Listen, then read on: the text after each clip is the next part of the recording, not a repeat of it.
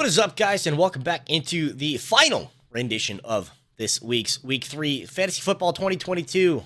Start 'em, sit 'em, sloppy seconds, and the no-go list as we go into the teams that have been, this is teams in general because it is the defense special teams edition, the whole teams that have been left over on the waiver wire that a lot of people have the ability to pick up. We're going to start out right now with those most obvious right now, playing against the Indianapolis Colts, the Kansas City Chiefs. The defense has been decent enough that they can hold their own, but they're also playing against the Indianapolis Colts. And yeah, Jonathan Taylor's going to do some work like Jonathan Taylor does, unless the Indianapolis Colts decide not to use him for half the game, which they've done this season.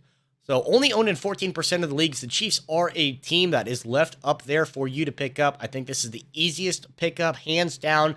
If you're wanting to get some points out of a defense, Kansas City Chiefs are the ones to do it this week.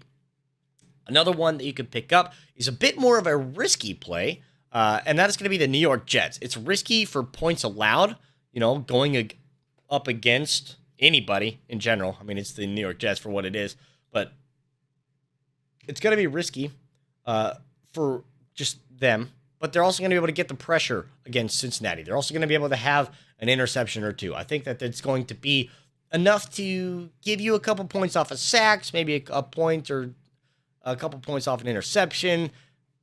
That's really what you're looking for, hoping to break even about that 10-point margin where those start, depending on, of course, on your league. But I think the New York Jets are going to be somebody with only a 1% ownership. If there's nobody else, the Jets might be the team. Which leads me to the third team that a lot of people did pick up on because there was about a 27% increase in ownership from last week to this week, and that is the Houston Texans. Texans, a team that you would very rarely ever say to be a team to pick up on defense, but it's the matter of who they're playing against, and that is going to be the Chicago Bears. The Bears. And let me tell you, that Bears offense is in shambles. Cole Kmet was supposed to be one of the top 5 tight ends this year and has done absolutely nothing. Justin Fields is just an interception machine, just cannot make up his mind, cannot throw the ball to any of his receivers. This is just an easy pickup. If you need one, if you're going week to week on the waiver wire for your defenses, if you missed out on the waiver wire, tough luck to you. But if the Texans are still there, 100% pick them up. That's going to be number 1, number 2 right there. Houston Texans, Kansas City Chiefs are going to be the 2 teams this week to put in for that streaming option of your defense and special teams, which goes to the other side of the equation, the no-goes, our no-fly zone, and that is actually going to start out between 2 different matchups. Starting off with the Buffalo-Miami matchup, I think it's going to be a huge offensive shootout. Granted, Buffalo has a better pass rush, might get a few sacks here in this game. Very easily do they get in the backfield of their opposing teams. But of course, they got, on the other side, the very elusive Tua. And it is always Tua time if you leave the ball in his hands for too long. And sometimes that just might happen. We saw it last week in the breakdown of the Baltimore Ravens. So I hope you got that whatever out of your throat from joking on that one a little bit too long because, yikes.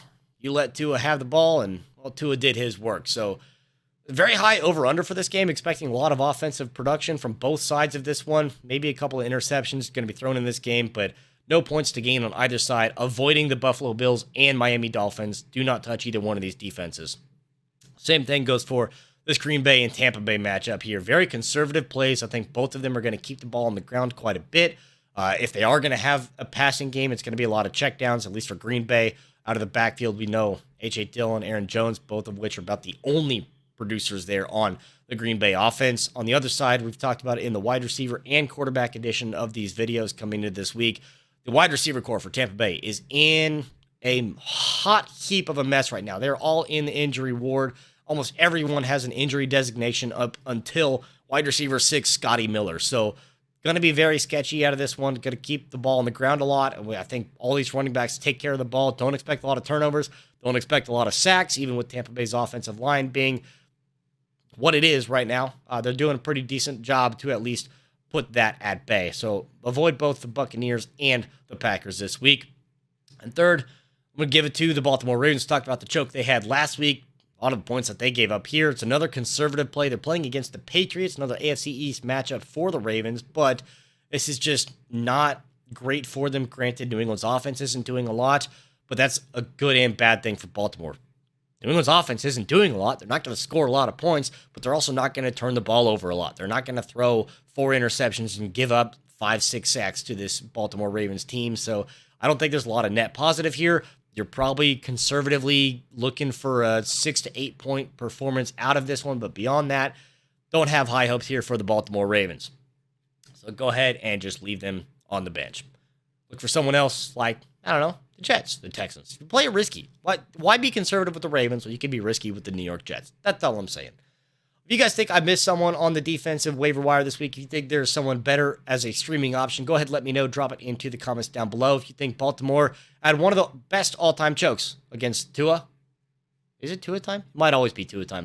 Like I said, let me know in the comments down below. Love to hear from you guys. Of course, I post these videos about all of the above: quarterbacks, running backs, wide receivers, tight ends, and defenses, because kickers are not real people, as we have seen in the opening couple of weeks of the NFL season. Make sure, go ahead, like, subscribe, and if you want to see more, leave that bell icon on, get notified when I post these videos. Thanks for watching, and I'll see you next time.